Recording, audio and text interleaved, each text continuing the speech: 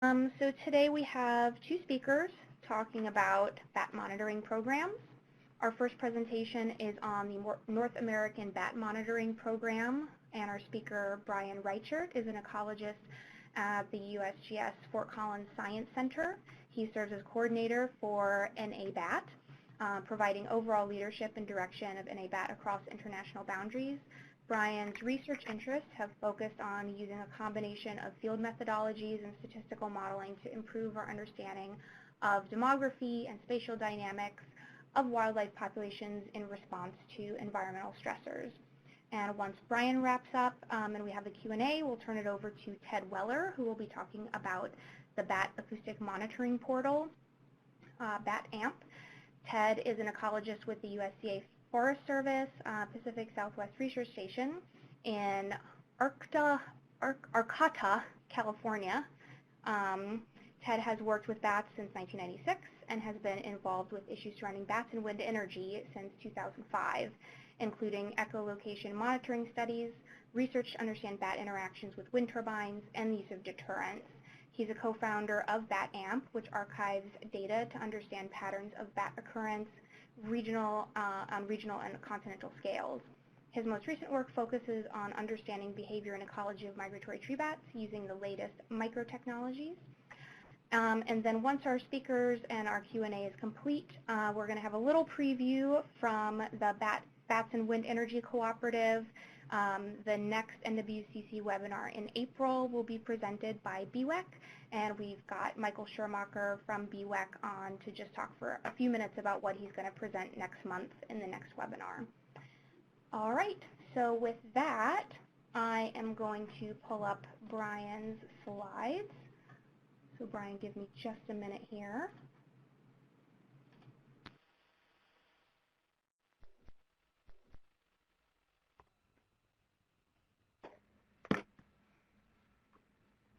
Okay, so I think we are ready for you whenever you're ready to go. Okay, great. Well, excited to be here, and thank you so much for the opportunity to come talk to you about the North American Bat Monitoring Program, or NABat. The program really got kicked off in 2015. I've been coordinator for NABat for about 2 years now. What I want to do today is give an overview of the program, but ultimately try to generate excitement and hopefully convince you to participate. So we'll jump right in. The NABat program is a collaborative, multi-organizational monitoring program that's designed to assess the status and trends of North American bats. And our hope is to be able to improve the state of conservation science for bats by offering standardized protocols, unifying sample design, which I'll talk about in more detail in a moment, as well as some integrated data analyses to pull in data from across the landscape to be able to make reliable conclusions about the status of bats across North America. And I also just want to point out that one of our primary goals is to be able to provide regular assessments to managers and policymakers and the rest of our partners so that we can better manage bat populations effectively. The NABat program coordinates data collection efforts across all of our partners, including state, federal, tribal, and non-governmental organizations, including private industry. We provide the technical infrastructure to support long-term data management through our online web tools, and the analytical support and assessment to inform decision-making and management actions. And then the outcomes of those actions are intended to be assessed through continued NABat monitoring. NABat monitoring data have now been collected in about 47 different states, with participation including state agencies, numerous federal agencies listed here, tribal partners, NGOs, as well as industry. The target species for NABat includes all 47 species that are common to the U.S., Canada, and Mexico. And as we continue to collect data, one of our primary outputs will be the State of North American Bats report. This will be a continental scale assessment of North American bat populations that is published every 5 years, similar to the State of North America Birds report. It'll include drivers of species distributions and evaluations of those drivers, as well as trend assessment.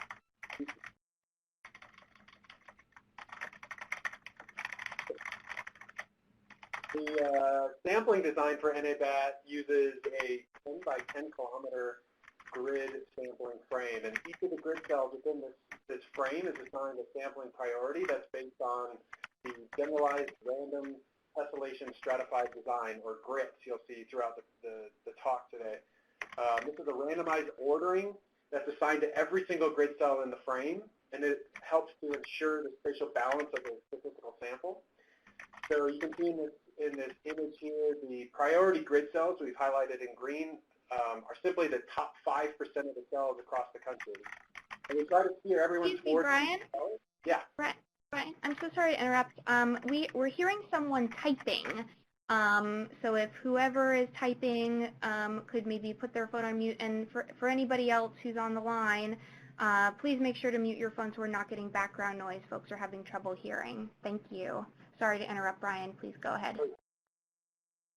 So the high priority grid cells that are on the map here are highlighted in green. And for this example, we looked at the high priority grid cells that overlap the known range of hoary bats across the U.S. We try to steer everyone towards these cells so we can obtain a fully probabilistic sample. But we do have formal methods for incorporating survey data that are collected in cells outside of this order. So based on the power analyses, we think that about 3 to 5% of the top priority grid cells are needed to make reliable inferences on status and trends of bat populations.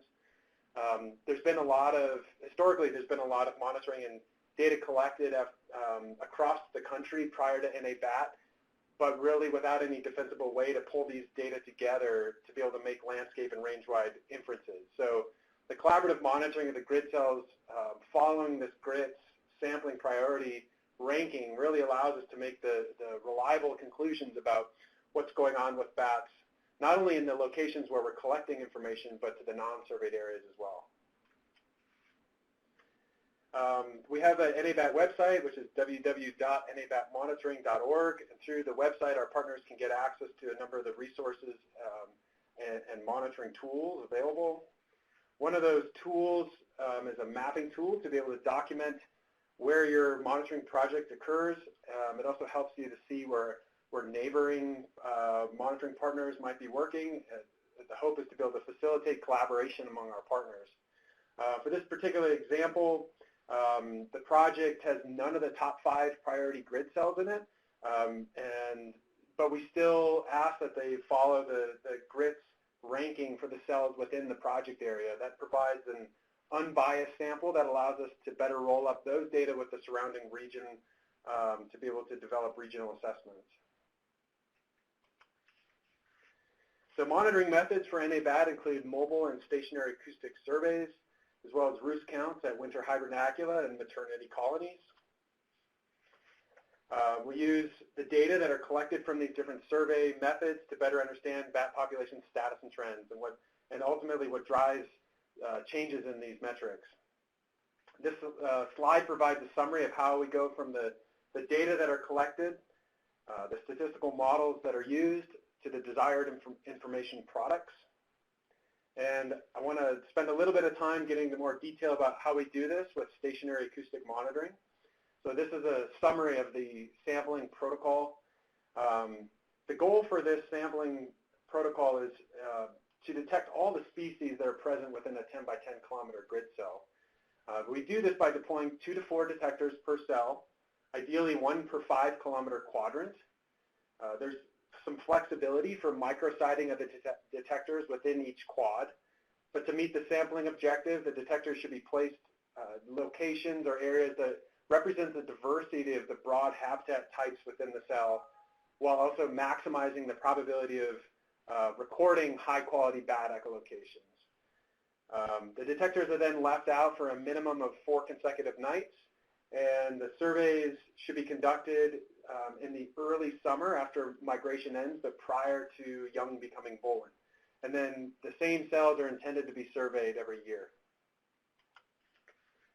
So then once we've collected the detections from each of these detectors, we take this information from species detections for all the 4 detectors across the 4 nights and compile it into species detection histories. That information is combined with other data from across the landscape and plugged into single and multi-species occupancy models to estimate the probability of species occurrence for a single year. So you see the psi parameter at year t. Then once we have 3 to 5 years of data, we can use dynamic occupancy models to explicitly incorporate local colonization and extinction dynamics and calculate lambda to assess changes in species occurrence between time periods using Bayesian hierarchical modeling frameworks. And there's several benefits to this approach if you're not familiar. The biggest benefit is our ability to account for imperfect species detection, but also to incorporate some of the covariate information from the sampling locations, and then modeling those relationships allows us to make predictions across the landscape. And just to be clear, the interpretation of this lambda here is a measure of the proportion of occupied cells and how that changes over time. This is a conceptual model about how information on species occurrence that I've just talked about provides basically the foundation to our larger understanding of drivers of species status and trends. So for most of North America's bat species, we really lack this pretty basic, but I would say critical information layer. This is the type of information that provides us with a foundation for which we can then start to conduct more targeted research to answer specific questions of interest. Kathy Irvin and colleagues in her lab at USGS NOROC have led the statistical R&D for the NABat program. They've been able to make significant strides in extending the occupancy models to account for issues inherent to acoustic monitoring for bats, but also for issues related to NABat sampling design. So for example, this includes the development of an occupancy modeling framework that accounts for false positives that often come from species identification through acoustic monitoring.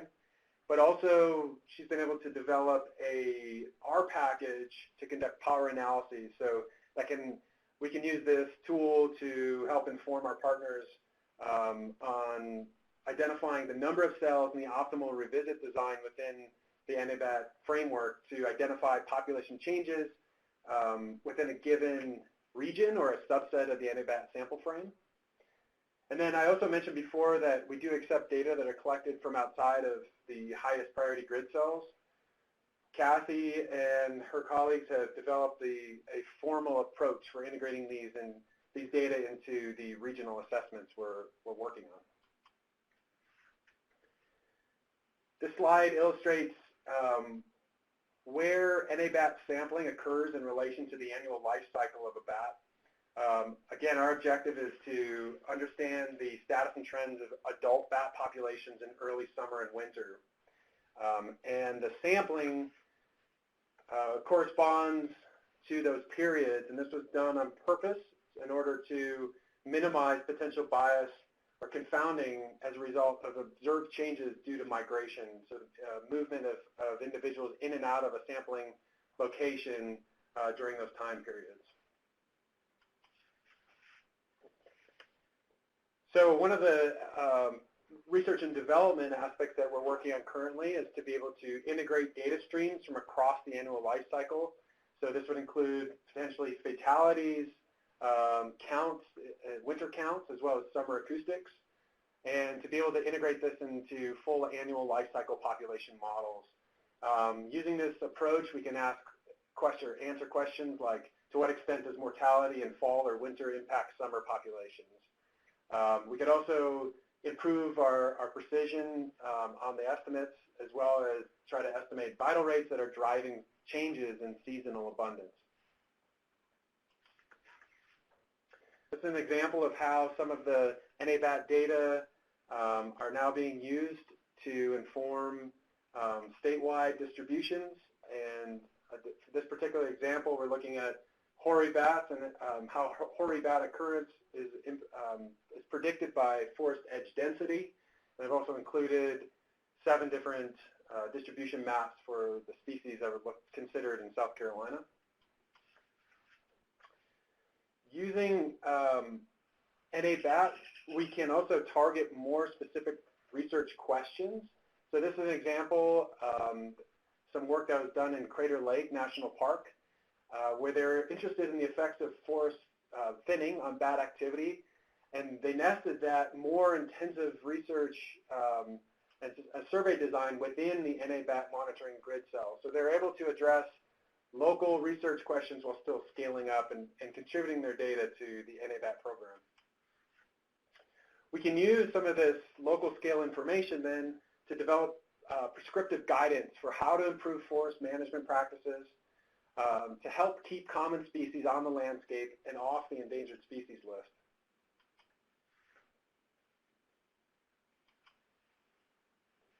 The NABat data products that are coming out now are being integrated into decision support tools.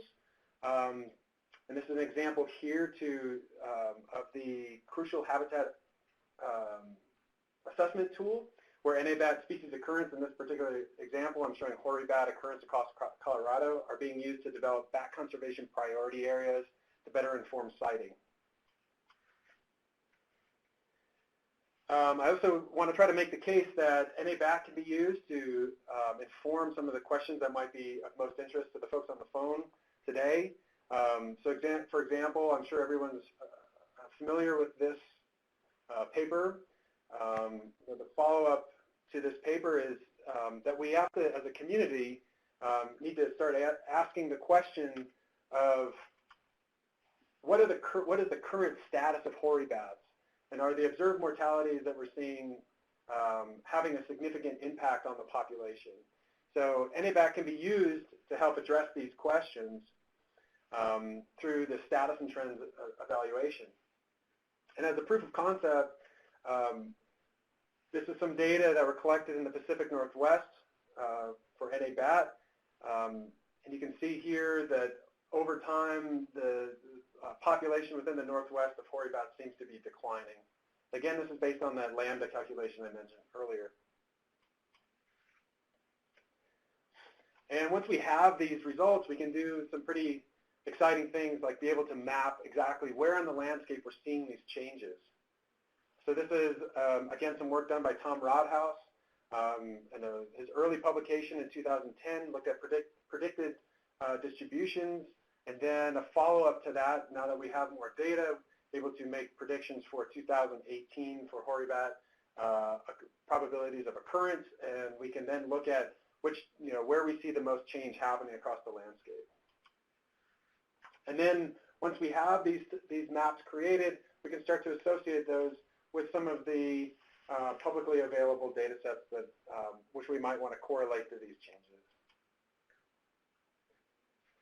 So I hope at this point I've made the case that NABat's useful and that I've shown some successes. What I really want to do is make sure that I get across the point that there's a real opportunity here and I don't want to miss it. And then I think this opportunity. Oh, I just lost my screen. Not sure what happened there. It looks like goodness gracious, someone might have clicked over to a different setup. Sorry about that, Brian. No worries. All right, we're back. Good. I was just getting to like the climax of the talk too. So. All right, so. Just a reminder and it could have been me, but just a reminder for anybody who is set up as a presenter to please be careful. Anywhere you click on the screen affects what everybody sees. So sorry about that, everybody. So I think, as I was saying, I think there's a real opportunity here that I don't want to miss. And I think it's, this opportunity is because all of the stakeholders at the table have a common goal. We all want to reduce uncertainty about the understanding and what's happening with North America's migratory tree bats. And while I think there's some benefits to collecting pre-construction acoustic monitoring following the current practices, my pitch to you is to move away from these current acoustic monitoring practices and to join us in this collaborative acoustic monitoring through NABat, where together we can answer the question of what's happening to hoary bats. And I think this provides you with an opportunity for a reduced level of monitoring effort where the data that are collected are not tied to a single facility, but also ensure that you contribute in a meaningful way to the understanding of status and trends in North American bats. And this is just a back-of-the-envelope calculation for the total cost of obtaining a statistically defensible population assessment across this 5-state region. So in this area, we have 582 priority grid cells that comprise the top 5%. 181 of those cells are already claimed and being surveyed. So that leaves about 400 left, with an approximate annual cost of monitoring to be about $2,000 per grid cell, which is about $800,000 per year. And I want to be really clear that this is not the cost for wind energy to bear alone, because the state and federal agencies within this region are also ramping up monitoring efforts in this region. So to get into some of the details, before I wrap up, this is our sensitive data policies. We do not want any information on land ownership. The minimum spatial resolution we're looking for is that each of the data points that are submitted would be assigned to a 10 by 10 kilometer NABat grid cell. And we have a couple of tools on our website to help do that if you need it. Some data privacy and sharing policies. The first thing is that the contributor of the data decides the level of data sharing. So you can mark your data to be public, private, or temporarily private. The one exception to that is that NABat administrators and analysts have access to all the data that are submitted so that we can conduct status and trends analyses. And we follow a role-based access platform to the contributors' data. So again, they have a project leader who has access to all their project data, and that leader can assign people of their choosing to that project in different roles, so as a project biologist or a staff. But we also are now working to implement a researcher platform where researchers would have to submit proposals to be able to access data that are private, and the contributors would be able to review those. So I guess the last point is that all the data that are used in our mapping tools and data products would be illustrated at that 10 by 10 kilometer grid cell. And then I want to mention that with the pre-construction acoustic data, the species ID and metadata can be submitted to BatAMP, which you'll hear about as soon as I'm done. But if you're interested in archiving the recordings of that work, we would be interested in hosting that in our library, but the data would have to meet the NABat guano metadata standards. There are different ways that we could perceive that those data would be beneficial to NABat, including the understanding phonology so that we could better inform our sampling design. It also provides an out-of-sample data set to validate our models. And it could be used to improve machine learning for species classification algorithms, as well as to inform priors for NABat status and trends assessments using the Bayesian hierarchical modeling process. And then I want to give a shout out to Duke Energy, who's been a partner now for a couple of years and been collecting NABat data. We're now working to integrate these data into the regional assessments for South Carolina and North Carolina. And with that, I'd just like to thank you for your time and take any questions. Great, thank you so much, Brian.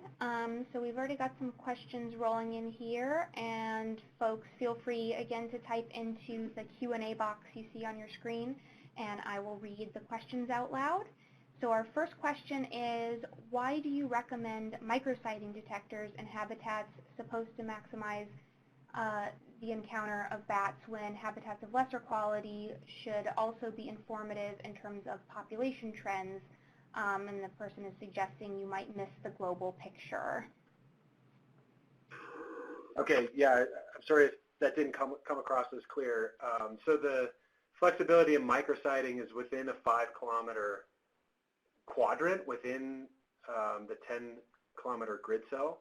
And so the idea there is that the level of inference that we're trying to use the data to inform is at that grid cell. So sampling within that should be representative of the population, in this case the species that are present within that 10 by 10 kilometer grid cell. So that comes down to some of the assumptions with the modeling approaches, and the idea for making sure that you're putting detectors in locations where you are free of clutter so that you're recording high quality echolocations, but also you don't want to exclude an area that may have certain species that then wouldn't show up in your sample. Hopefully that makes sense. Great, thank you. The next question is just clarifying what bats NABat works for. Is it only for hoary bats, or can it be used for other tree bats?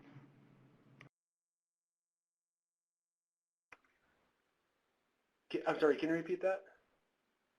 Sure, just clarifying, can NABat be applied only to hoary bats, or can it be used for other tree bats? Well, the idea is that it should cover all tree bats. The limitation there is just whether or not we can reliably pick up all species with monitoring echolocations. So, yeah, in theory, that's the case, yeah, all bats. Great, thank you. The next question is there a way to download just the priority grids? And this person is saying that they've looked at the GRTS IDs in the whole map, but they're still not sure how to identify the priority grids. Yeah, so the GRITS IDs, if you rank them, the lower the GRITS ID, the higher the priority that cell is. If you go to our website, www.nabatmonitoring.org, you can see there's a data explorer tool where you can kind of drill into an area that you're interested in looking at, and if you hover over that, or you can also click on that and add it to a table, it'll tell you the GRITS ID for those cells. You can also go to the resource page on the website, and there's a link to be able to download a couple of different versions of that spatial layer. So there's one with just the frame, and then there's another one where it's attributed with those GRITS IDs, and then there's another version where we've attributed it with the PATIS, so it's basically land ownership from public organizations. Great, thank you. What elements contribute to the cost estimate of 2K per cell, and what is the biggest cost? So that was basically an average. I put out a survey to some of the, what I'd say, NABat power users that have been conducting NABat across like state scales. And that estimate includes data collection as well as processing of acoustic data.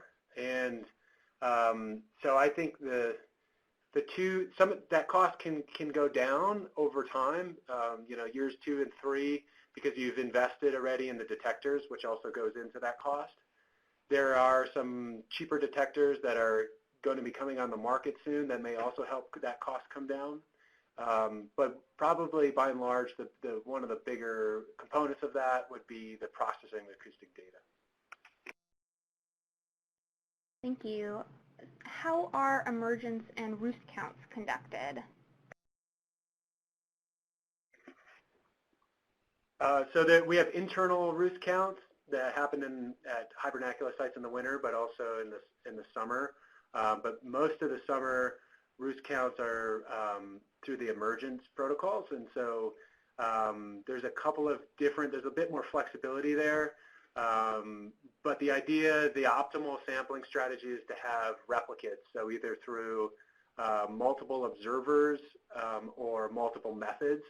And we're now exploring some approaches for how to use video and imagery to be able to count bats so that we have that record, and then we can employ some of the multiple methods approaches to those protocols. Great, thank you. The next question is, how can I get my location incorporated into the appropriate 10 by 10 grid? It is not a priority grid. So every location across continental U.S. and Canada and Mexico is within a grid, and so and like I was saying, it's ideally, you would sample a high priority grid so that it falls within that probabilistic statistical sample. But if it doesn't, you can still create a project and just figure out which grid cell you're in and claim that grid cell for your project. And the idea is that over time, as more folks participate, that the top 5% and then the top 10% would all be sampled. And hopefully you're sampling a cell that's high enough that at some point would be included in that probabilistic sample. And in the meantime, we have formal statistical approaches that involve varying inclusion parameters to incorporate your data into status and trends assessment. So it's still used. Thank you. What height are the detectors, and will they be high enough to detect hoary bats or other high flyers? So we recommend that detectors are at least 3 meters off the ground. And, you know, the microphone direction should face, you know, angle up. We are picking up hoary bats in our data, so I think that they should, yeah, I mean, it definitely depends, but if we don't pick them up, we don't pick them up all the time. That's what we call a false negative, and so that's where I was talking about in the occupancy approach, as well as in the negative or the other count-based approaches, that we can account for those types of false negatives through imperfect detection and estimating that. Okay, thanks. You might have answered a little bit of this next question. The question is data collection required to be conducted at ground level? In other words, would data collected from raised detectors be comparable to data collected at ground level? Yeah, so we just ask that you document the height of which your microphone is placed. Okay, great. How old is NABat, and how far back does the data go? I guess it was officially rolled out in 2015. We have colony data now that we've been able to collate from state agencies and other partners that go much further back than that. I don't know off the top of my head at the moment, but you know, probably 25 plus years. But the acoustic data has started to roll in that were collected following the protocol in 2015. Thank you. Is the map displaying all of the priority grids available online? Yes, that's through our website, www.nabatmonitoring.org, and it's on the Data Explorer tool, or if you create a project, you can see it. We have a cell selection tool that I mentioned in the talk that you can see that, or you can also download that layer through our Resources tab.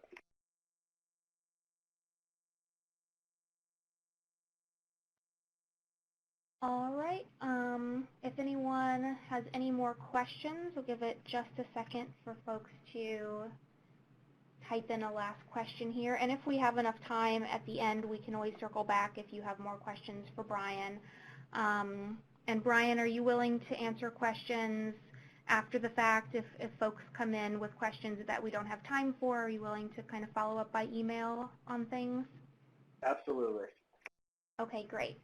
All right, so if anyone has any questions that we don't get to today, feel free to email me. I'm not sure that we put your contact information up anywhere, but I believe it's on the NABat website. Is that correct? It is, yep. Great, okay.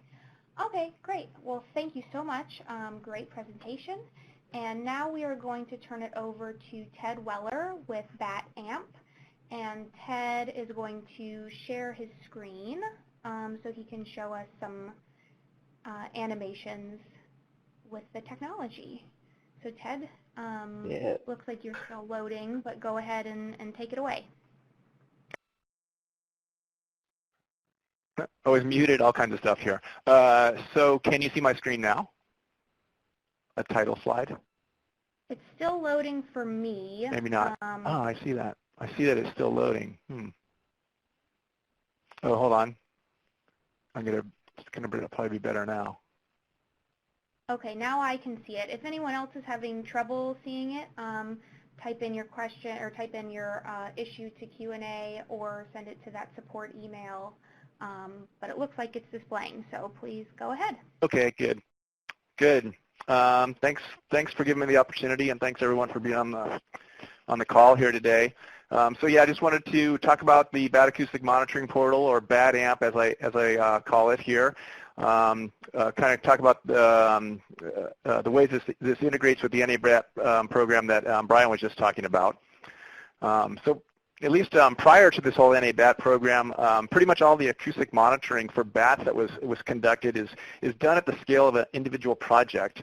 So I'm thinking here not just about wind energy projects, but any project that might have been done by academics or agencies or what have you. And then for the most part, the goals of these studies really kind of fell in just a few different bins. So people might be acoustic monitoring to determine the presence of a certain species, whether that be a T&E species or hoary bats or what have you. You might be interested in generating a list of species that occur in an area. I don't know, maybe this is more of an academic topic, but certainly that's the reason that folks have been doing this work. And then, of course, there's comparing activity level among sites or treatments areas. This is really a big one. So here's a student project that was just comparing bat activity at different levels of vegetative structure.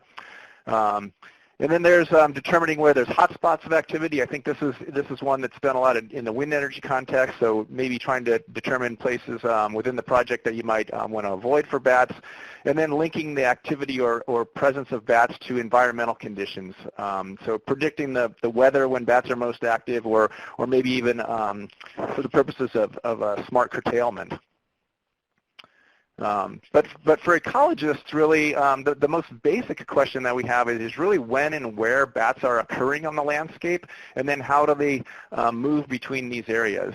And this is something I think has relevance for the wind industry. So in addition to the landscape assessment tools, several of them that are out there, just simply knowing when and where a species of interest is going to overlap with your project site can really inform the monitoring that's conducted at this project, and maybe even the operation of that facility. But I think it's important to understand that our knowledge of the seasonal distribution of bats and their movements is really only as good as the underlying data that we have. So it was really only in 2003 that Paul Cryan advanced our understanding of the seasonal movements of the migratory tree bats by compiling all the museum records of bats that occurred, say, over a century or so. The natural heritage programs of many states have databases that track these species occurrences. In this case, we're looking at hoary bats, and somewhat surprisingly, sometimes they have relatively few occurrences in them. And then there's tracking technologies that represent really the most intensive ways to learn about the movements and perhaps the landscape features that bats are using. But these generally only involve a few bats, and really when it comes to migration, we really haven't seen any strong patterns emerge yet. So of course, another great source of data for this type of work would be the results of all the echolocation monitoring that's been going on, particularly from sites that were monitored for months at a time. And so yeah, I'm talking about pre-construction acoustic monitoring, and often this work is done in areas that are really open habitats, very windy areas, basically places that bat biologists had avoided sampling for bats for many years. But the idea is then let's try to combine these data sets with data that are collected at places that bat biologists have conventionally sampled, in the hopes that we can get a more robust understanding of where they are in the landscape. So then, of course, if we want to do something like this, the first order of business is really to create a place to assemble all these data. So I partnered with the Conservation Biology Institute to develop the Bat Acoustic Monitoring Portal as a way to start archiving and visualizing these data in this non-federal data portal, so that we can start assessing some of these larger scale patterns. But really, before I dive in much further, I think it's probably a good idea to address the integration between BatAMP and NABat. So Brian and I work closely together. I'm really helping to encourage and implement the NABat program for the Forest Service. So I'm really a big advocate for that program. in terms of it being a cost-effective way to really get our heads around what's really a difficult issue, and that's population monitoring in bats. But then to achieve that, as Brian was pointing out, there needs to be some controls on what sites you select, when they're sampled, et cetera. And then Brian also briefly mentioned the full annual cycle of bat ecology, and this is really more the role that I envision here for BatAMP. So the formal population monitoring using acoustics is really best implemented during that summer period, as Brian was pointing out. But there's other really critically important phases of bats' annual life cycle. I think the big one here for me is migration. So that given that the motivations of a lot of these project-level monitoring that's been done can really vary a lot, we've decided to just try to aggregate as many of these data sets as possible within BatAMP to start to look for large-scale patterns in the data. I guess so another thing to point out that Brian briefly mentioned is that both of our programs are kind of developing tools, these so-called APIs that allow our respective databases to share data between them, and then possibly even to kind of piggyback on each other's data visualization tools. So I guess all this is just a way of trying to say that, that we're well integrated and we're supporting each other's programs here as we move forward. So just to try to kind of introduce you to BatAMP for the folks that haven't seen this, I'm just going to kind of jump in and show you some of its functionality. So really at the most basic level, it's just a way to visualize your own acoustic monitoring results over space and time. So here we have an example of some acoustic monitoring that was conducted at a proposed wind energy facility.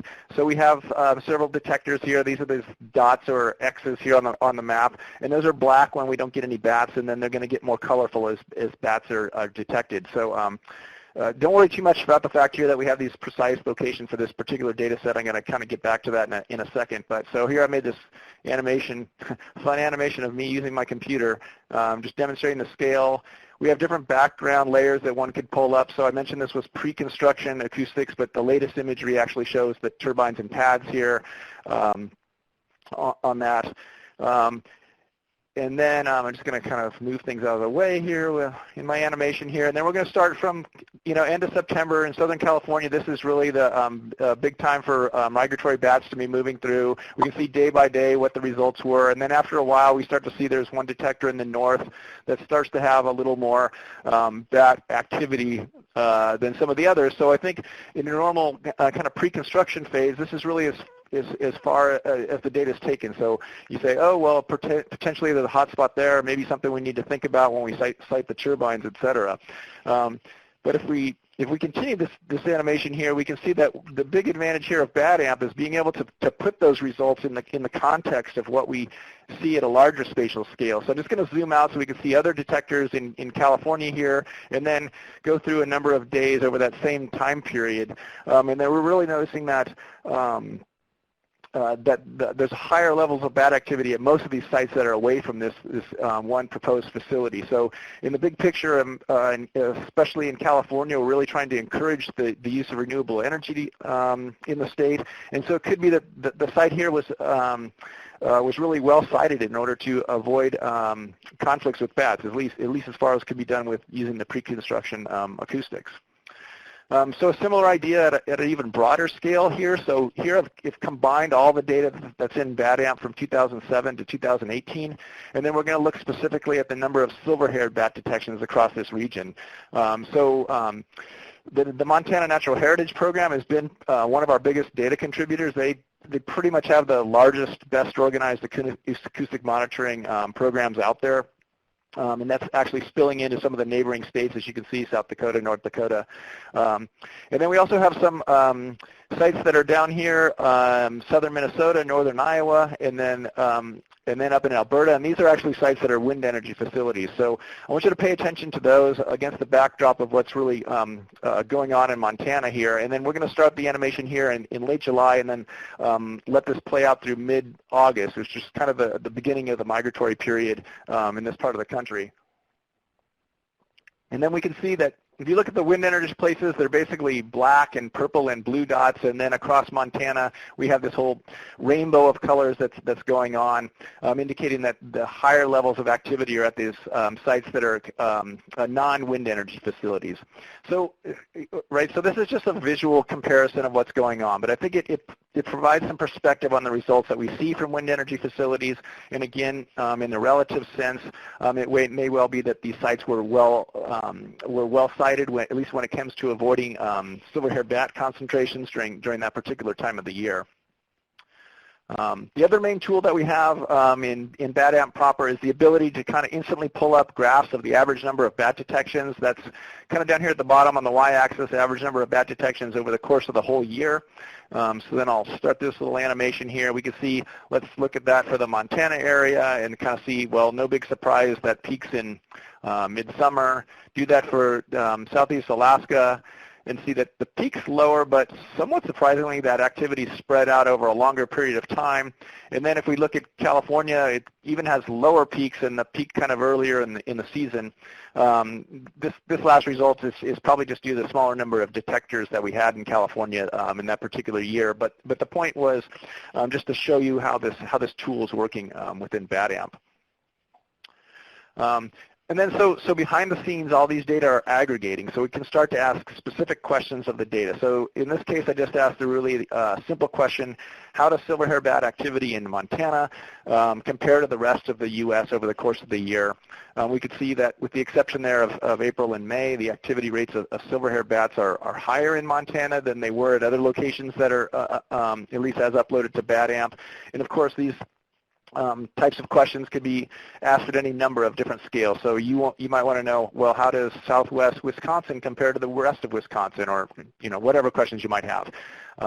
So the important thing here is that these data that are compiling can really be used to address a different question. So bat ecologists might be wanting to start asking questions about when and why silver-haired bats are active in Montana at certain times of the year.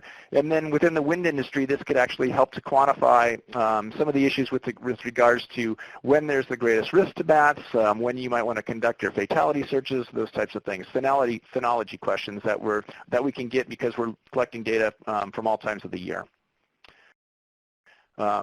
So then just to dig in a little deeper to some of that data from Montana here, I've actually used that selection tool in BatAMP, but rather than kind of demoing with a video, I've just kind of captured some screenshots here. So that square that you see up here on the map is the area from which I've selected data to make the corresponding bar graphs at the bottom. You can't see those too well, but the main thing I wanted to point out here is this red arrow is indicating where July 21st or 24th occurs on that data pattern. And what I really found remarkable here was that there was this kind of sudden uptick in silver-haired bat activity that occurred in late July in Idaho and western Montana. But then if we look at eastern Montana and northwest South Dakota, that silver-haired bat activity had actually been underway for quite a bit longer period of time. What you can't see really is that y-axis is indicating that there's not as much activity in the eastern part of the state. But the point is that in the west, that activity started later and then comes to a higher level ultimately later in the summer. And then what was really intriguing was that when I looked at these same trends for hoary bats, the patterns turned out to be remarkably similar. So that first real uptick in the west occurred right around the 24th of July, but in the east, the activity had been going on, fairly consistently since early June, though again at kind of the lower peak levels in the west. So from an ecological perspective, I think this might suggest a pattern where the bats move into Montana from the plains in the east earlier in the summer, then they move into the western mountains later on. So again, that's something that we could evaluate by using some of the data from some of the other years in BatAMP, or perhaps looking into it more intensively with some of the other techniques I mentioned earlier. But I think what's really important about this approach, especially relative to the other sources of data that we had to learn about seasonal movements, is that it's based on thousands of data points within this single year. So we have much larger quantities of data, and importantly, the data that we have is now contemporary data rather than collected over long periods of time. So, of course, for BatAMP to be most useful, like it is in the Montana area, we really need to achieve a certain density of data. So just taking a crude look at where we have data so far in BatAMP, we really have a few states where we might currently have the capacity to ask the sort of questions I've been demonstrating. But my hope is that some of the people on the call today have generated data sets that could help us fill in this map a little more completely. And to be honest, that's my primary motivation for being here today. So a little bit awkward here, but one of the questions I frequently get is what kind of data do we need for BatAMP? And the short answer is that we're just looking for a nightly data summary. So the site, the night, the number of recordings of each of the species that you had. We can also accept species presence or not detected data for each of these nights.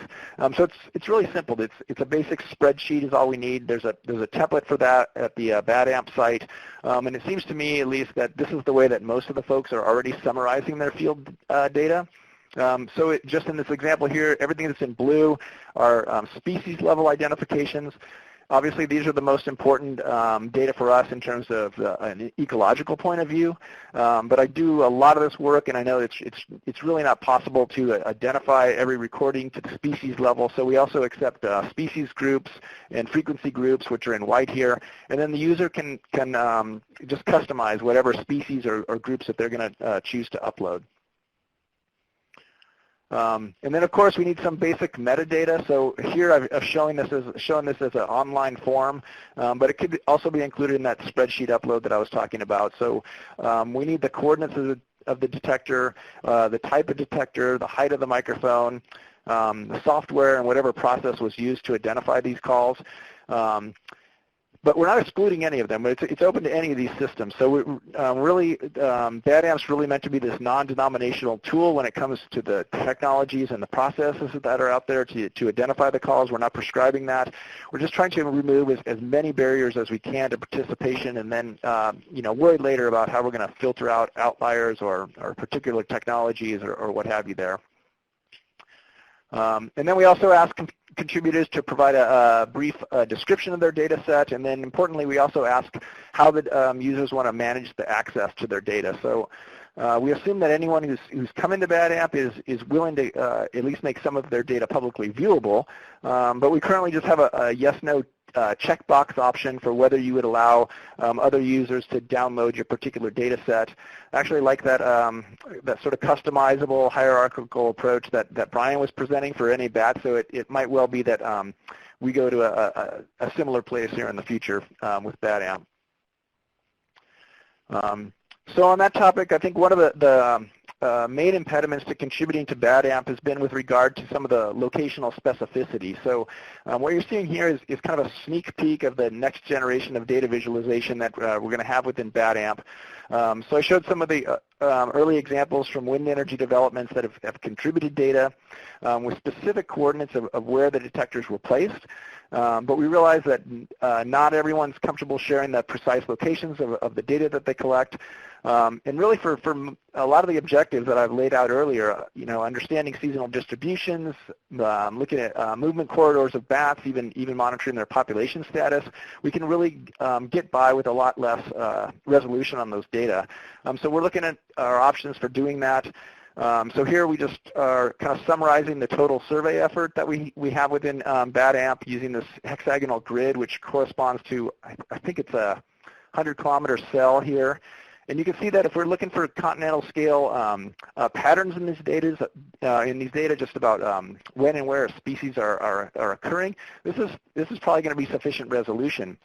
So if necessary, folks could contribute their data to, say, a 100-kilometer cell rather than a point location, at maybe even at the county level. And some of these data would still be useful for answering continental scale questions. They're not going to be, if they're contributed at that level, they're not going to be useful for answering finer scale questions about what habitat features bats use or those types of questions. But again, we have lots of questions out there still about the, really basic questions about seasonal occurrence of most of the bat species.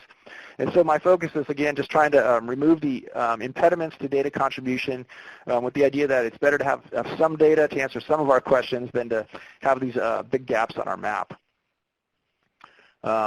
And then so just a little bit of a further example, this is a really early mock-up, sort of it's like a digital sketch tool of where we're headed with the next generation of BatAMP. So all the numbers that you see on here are just totally made up numbers. We're just kind of spitballing this thing.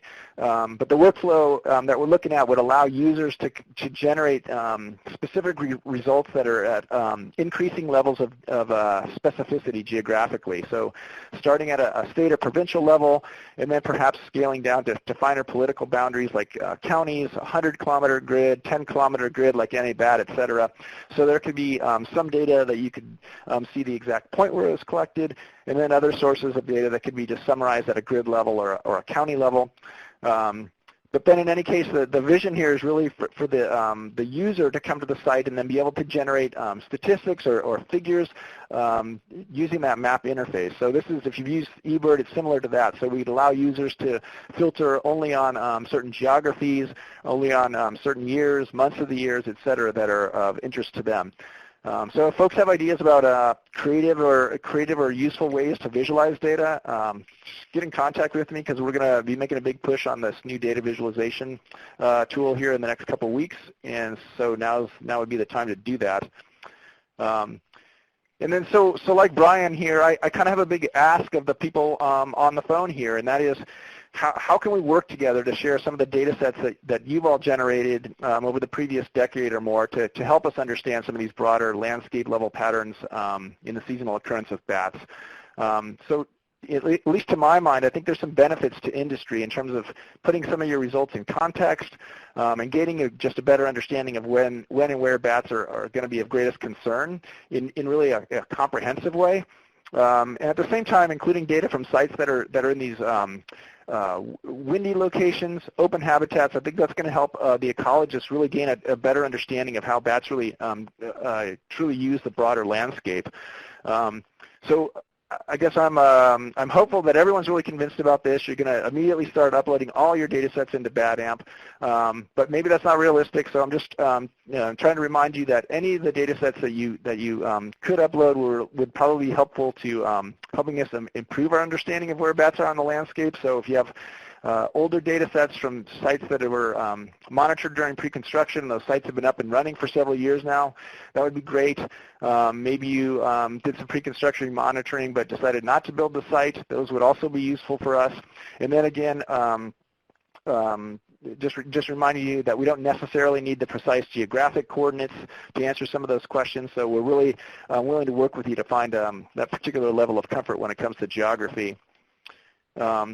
And then so one of the things that I've been spending a lot of time thinking about, that knowing here that everyone who's on the call today is really actively involved in addressing issues of bats and wind energy, but at the same time there's a certain level of competition among the companies. So what would really be the impetus for you sharing your data? So I guess to me it comes back to this growing field of open source data and open science.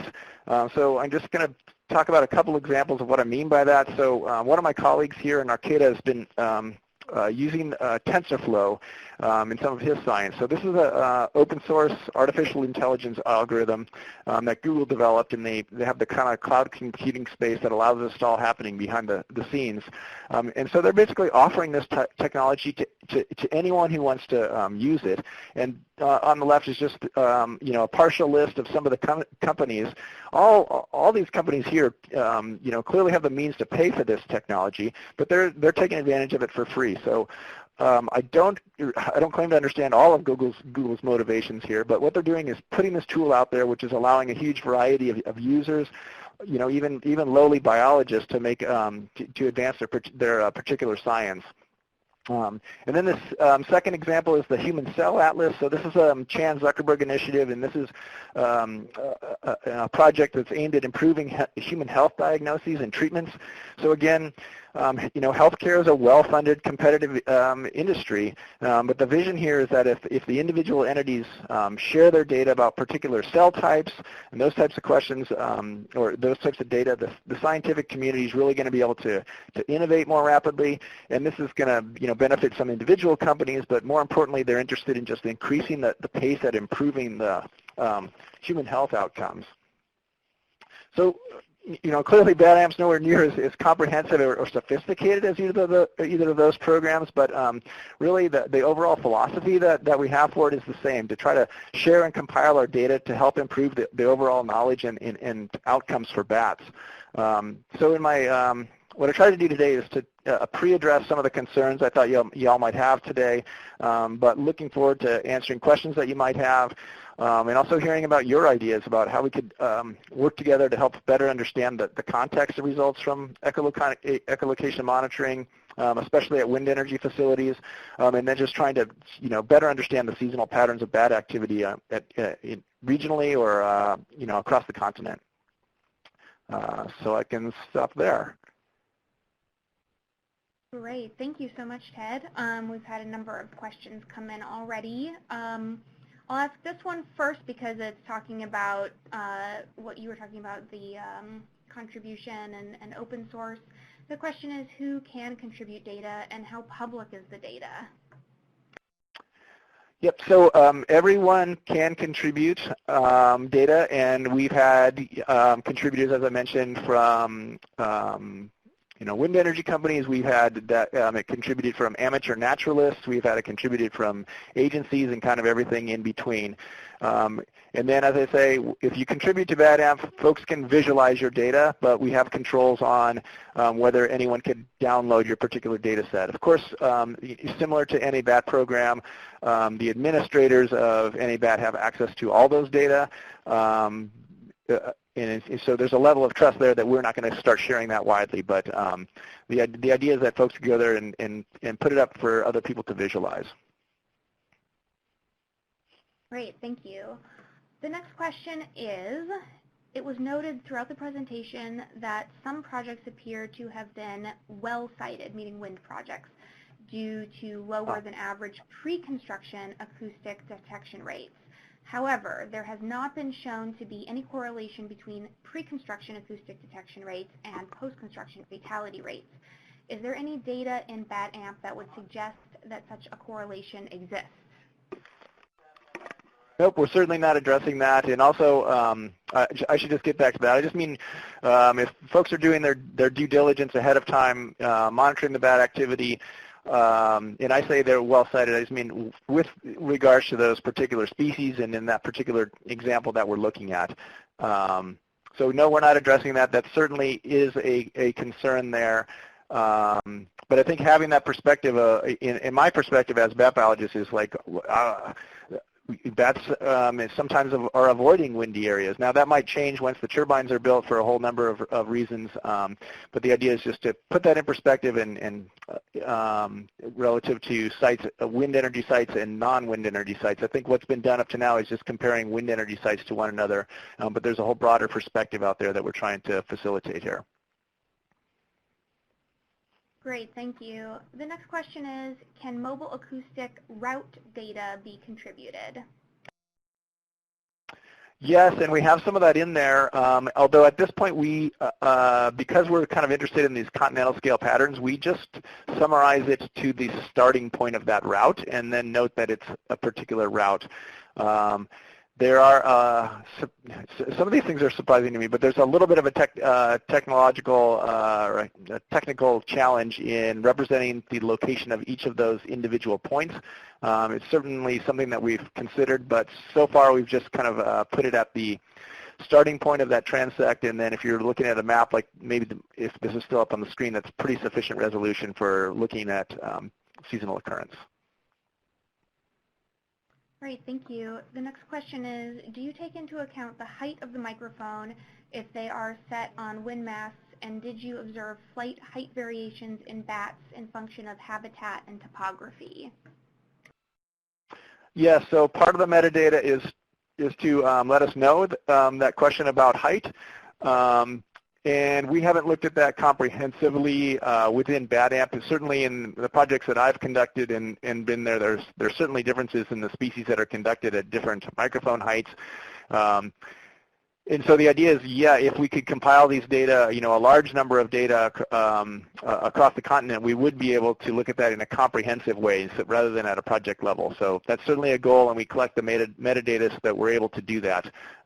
Similarly, we collect data on the types of microphones that are used, et cetera, so we can have the ability to filter on that or to do analyses that compare among those different techniques. Thank you. The next question is, if you allow amateur data, how do you provide quality controls, and do you validate data or eliminate data that may not be trustworthy, and how would you do that? Mm-hmm.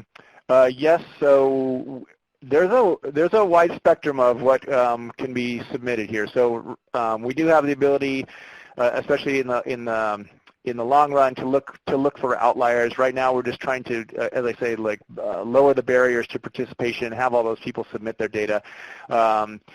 And yes, I've noted some outliers and gotten in touch with individual submitters and said, well, why do you think that you had such and such species, and we usually resolve those.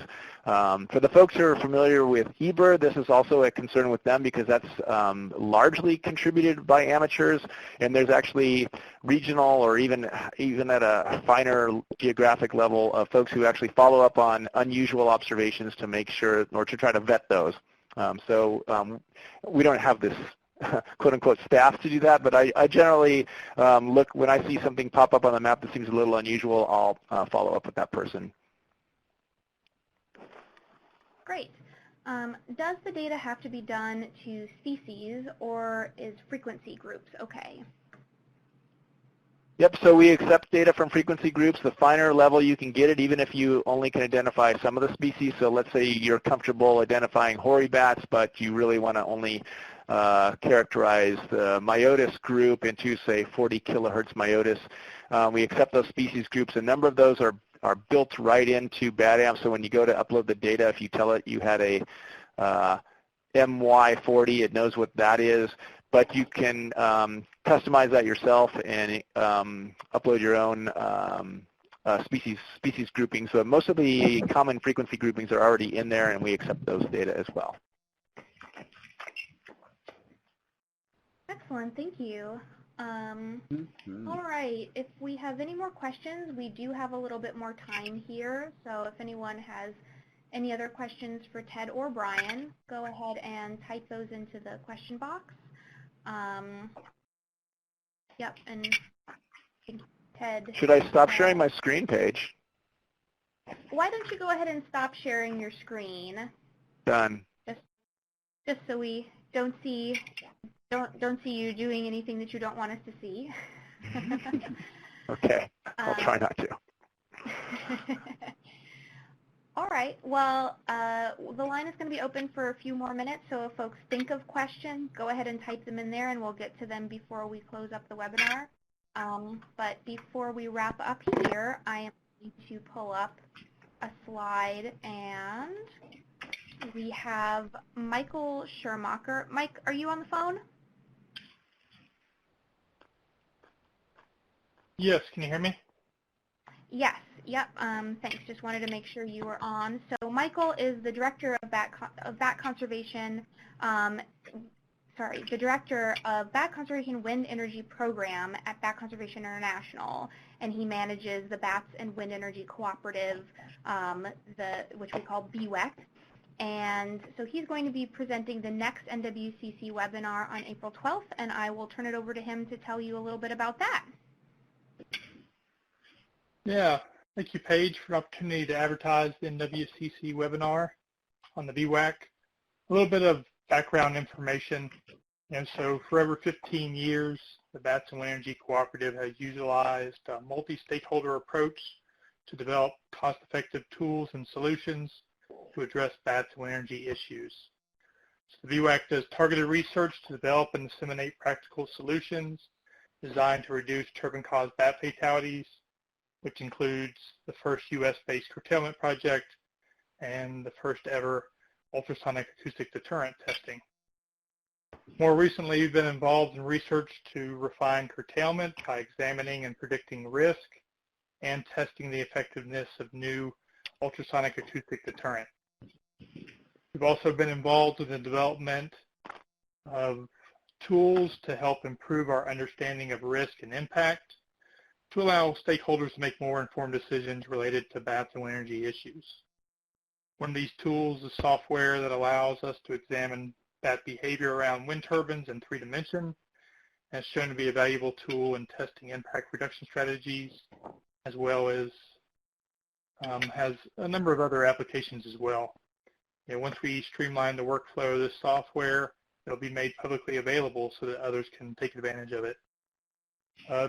Also, a new software that is available is the Generalized Estimator, or GenS software, developed by USGS. And this software is designed to improve accuracy of fatality estimates at wind energy facilities, which could also be used at solar facilities. And just want to put a plug in for them. They're going to host 6 workshops throughout the country, starting with one in Denver, Colorado, April 17th and 18th, with others to follow. And you can learn more and register for these workshops at Bats and Wind Energy Cooperative website, batsandwind.org. It's also on the slide. And then finally, I'd like to invite everybody to join us April 12th.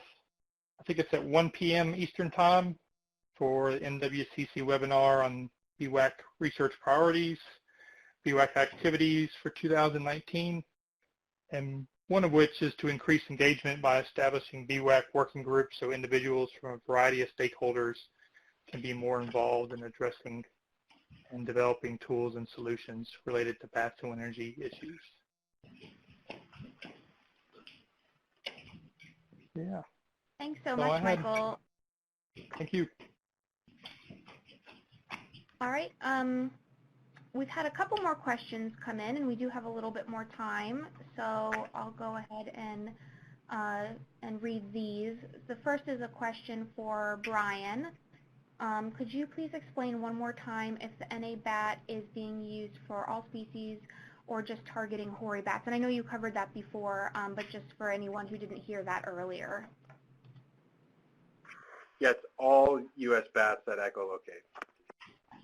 Great. Thank you very much. Okay, this is a long question that I have not read through, so I'm just going to read it, and hopefully I don't stumble over anything. The question is, do you think the wind industry's current emphasis on trying to steer monitoring dollars instead towards mitigation will undermine efforts to populate tools like NABat and BatAMP? It seems like there is an increasing resistance on the part of wind developers spending small amounts of money on post-construction monitoring, but if that is not done, then there will be little to no tracking of actual wind impacts that are occurring for projects.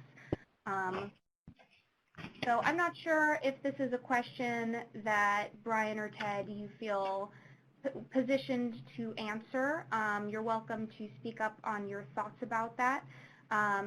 But it's a little bit more of a general question about where the investment is going towards post-construction fatality monitoring and making sure that we have the data we need to understand risks. So I'll open it up if there's anything you want to say about that. But if you don't feel positioned to speak to that point, we can follow up with the person here. I've got your name. We can follow up with you about that as well. Always. Yeah, this is Brian. That's really a policy question that I can't answer. Sure, of course. Yeah, I feel the same. I think both of us are just trying to put these other tools out there and let the let folks know that they're available and the particular uses, and leave it at that. Folks will make the policy decisions elsewhere. Right. Okay. So for the participant who asked this question, we'll follow up with you offline and see if we can direct you towards somebody who can talk more in depth about these topics. All right. So I think that brings us to the end, and I just wanted we had one request to share your names of the speakers one more time, so I'm going to pull that slide up as I close everything out here. All right, so here's our our speakers, Brian and Ted, the names of the two programs that they were speaking about, NABat and BatAMP, and a little bit about them. And their contact information is available on the web. You're also welcome to get in touch with us at NWCC. My email address is pjohnson@awwi.org, but there's also a contact form on the NWCC website. Please feel free to send us questions anytime, either for NWCC or for our speakers. And just a couple more reminders for the April 12th webinar that Michael so nicely introduced. The registration for that will open next week on the NWCC website, and we'll have an email announcement going out a week from today with a little bit of the information that Michael was talking about and instructions on how to register. We, as I mentioned at the beginning of the webinar, we recorded this webinar today, and that will be posted on the NWCC website. And we will share a version of the slides that were presented here by our two speakers on the NWCC website as well. So if you check back early next week, we should have some materials available. And I think that's it. Brian and Ted, do you have anything else you want to say before we wrap up? No, just thanks for the opportunity. Yep, thank you. Great. Well, we really appreciate you taking the time to speak to this group. Great presentations. And that's it from us. So happy Friday, everybody. Goodbye.